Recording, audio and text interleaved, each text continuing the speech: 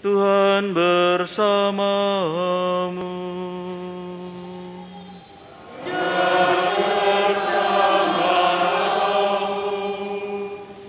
Inilah Injil suci menurut Matius.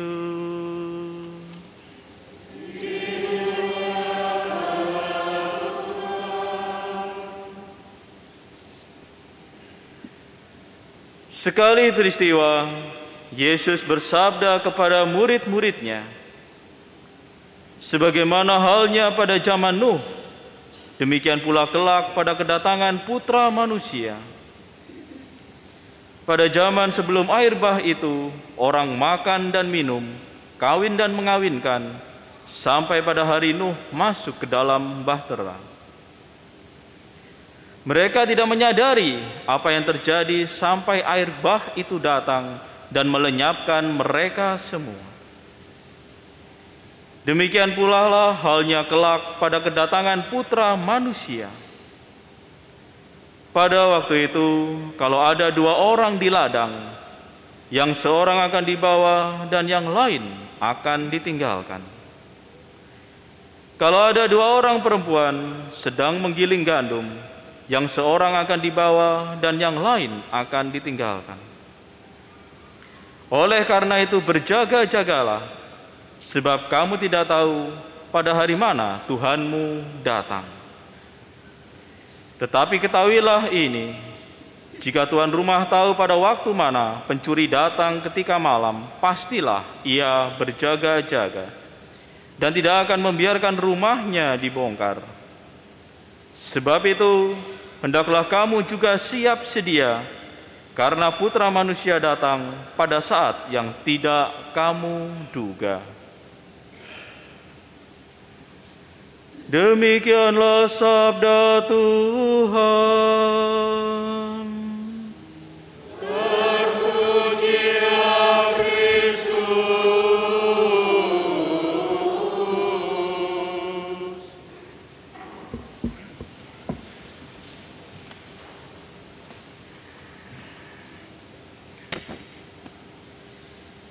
Saudara-saudari yang terkasih, Tuhan berpesan, "Berjaga-jagalah, sebab kamu tidak tahu pada hari mana Tuhanmu datang."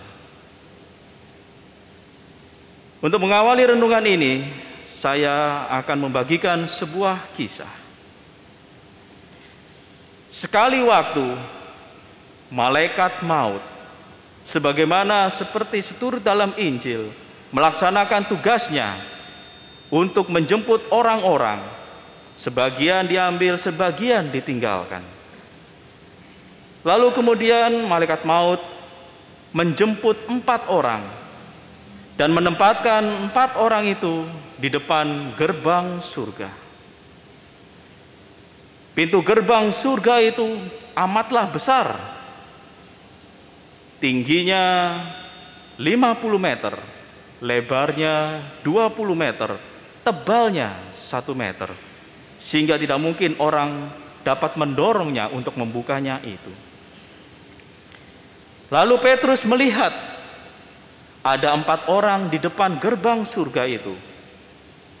Dan mulai Petrus berkata, "Berjaga-jagalah dan bersiap sedialah, sebab pintu gerbang surga ini terbuka 70 tahun sekali."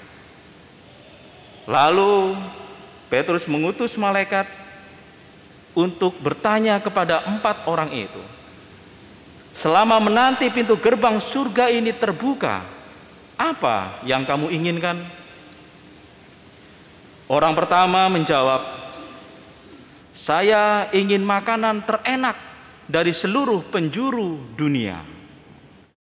Malaikat itu memberikannya. Kepada orang kedua bertanya, "Apa yang kamu inginkan?" Orang kedua menginginkan, "Saya ingin minuman terenak dari seluruh penjuru dunia." Diberikan pula. Orang yang ketiga meminta pula bahwa, "Saya ingin kasur yang super empuk Karena 70 tahun menunggu, wah lama sekali, saya ingin tidur sepanjang hari. Maka diberikan kasur empuk itu. Yang keempat, saya meminta buku-buku petunjuk cara cepat memasuki kerajaan surga. Malaikat memberikannya. Ada kitab suci, Alkitab, lalu kemudian buku-buku teologi, kisah para kudus, katekismus gereja Katolik, dan juga kumpulan doa, novena, aneka macam dan devosional yang ada. Selang beberapa tahun kemudian, ternyata hanya 7 tahun saja, pintu gerbang surga mulai terbuka. Nah, ternyata Tuhan mau membuka pintu gerbang surga itu sebab orang keempat inilah penyebabnya, di mana dia telah tuntas membaca semua buku yang ada itu dan melakukannya. Maka Tuhan membuka pintu gerbang surga itu. Tetapi orang pertama dan orang yang ketiga tidak mendengarnya. Orang pertama asik dengan kesenangannya karena dia punya prinsip time is pleasure. Waktu adalah kesenangan, maka dia menikmati makanan itu dan tidak mau mendengar bahwa pintu gerbang surga sudah terbuka. Begitu pula dengan orang yang ketiga, terlelap. Dia hanya suka tidur, menikmati kedoyanannya untuk tidur, sehingga dia juga tidak mendengar, tidak tahu bahwa pintu gerbang surga juga sudah terbuka. Orang keempat sudah masuk. Ketika mendengar bahwa pintu gerbang surga terbuka, orang kedua itu ternyata mulai menyusul. Dia menyusul karena dia melihat dan mendengar pintu gerbang surga itu terbuka. Orang kedua itu yang minta minum itu ya, yang terenak dari seluruh penjuru dunia. Tetapi kondisinya dia sepertinya sempoyongan. Dan juga lalu kemudian dia berlari kencang-kencang sebelum pintu surga itu tertutup. Dan sampailah dia di pintu gerbang surga itu. Disambut oleh malaikat. Apa yang kamu inginkan?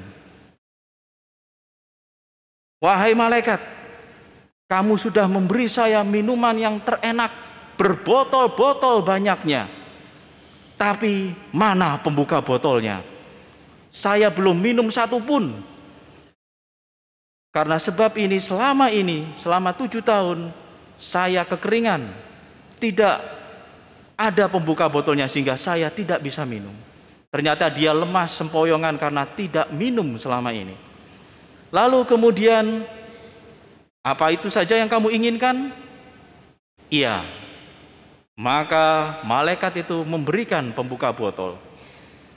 Dan dia kembali untuk melanjutkan menuju tempat gudang botol minumnya dan mulai minum. Nah, saudara-saudari yang terkasih, lalu kemudian pintu gerbang surga itu ditutup. Saudara-saudari yang terkasih, melalui kisah ini memperlihatkan bahwa orang tidak siap sedia menyongsong menyambut kedatangan Tuhan kita Yesus Kristus yang membuka pintu gerbang surga.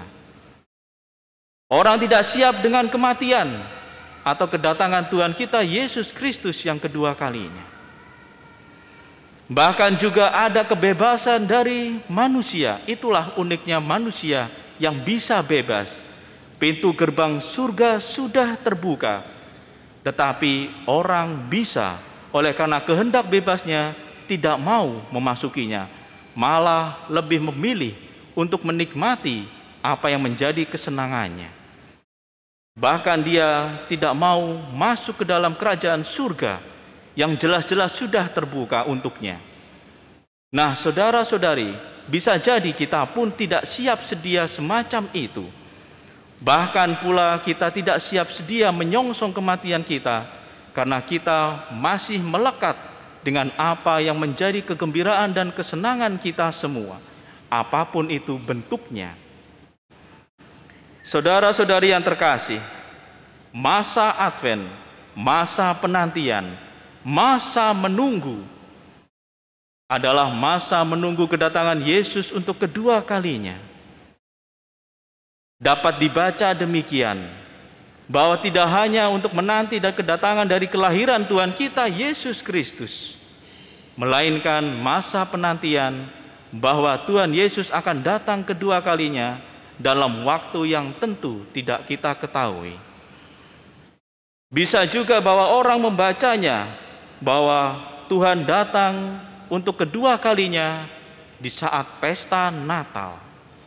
Sebab masa-masa kedatangan Tuhan kita Yesus Kristus ini sangat mungkin pula bahwa waktu itu tidak kita ketahui.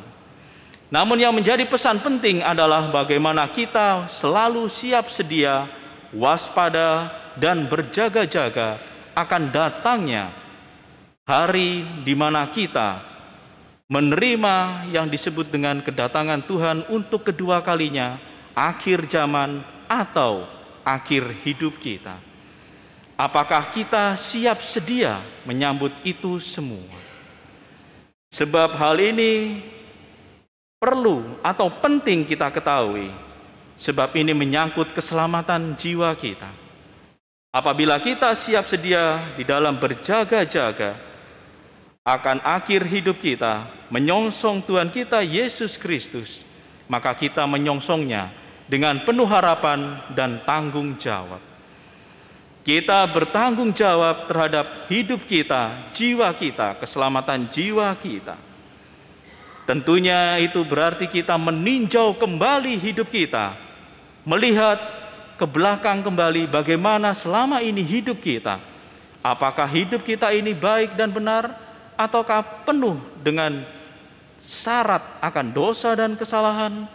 Maka di saat itulah, di masa Advent ini penantian, ketika kita sudah meninjau kembali, kita memohon ampun, bertobat, menerima sakramen tobat, dan kemudian membangun niat untuk mengubah hidup, agar senantiasa hidup kita ini selaras dengan apa yang menjadi kehendak Tuhan, seturut dengan kitab suci, sabda keselamatannya, sabda bahagia.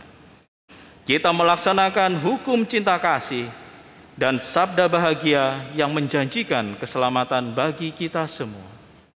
Ketika itulah kita boleh merasa bergembira dan penuh harapan bahwa saya akan memasuki gerbang surga karena saya melaksanakan apa yang ada di dalam kitab suci itu, hukum cinta kasih dan sabda bahagia yang ada, yakni miskin di hadapan Allah, lemah lembut, murah hati, suci hatinya, membawa damai, cinta akan kebenaran, dan senantiasa tetap setia di dalam iman dan kebenaran sekalipun disiksa dan dianiaya.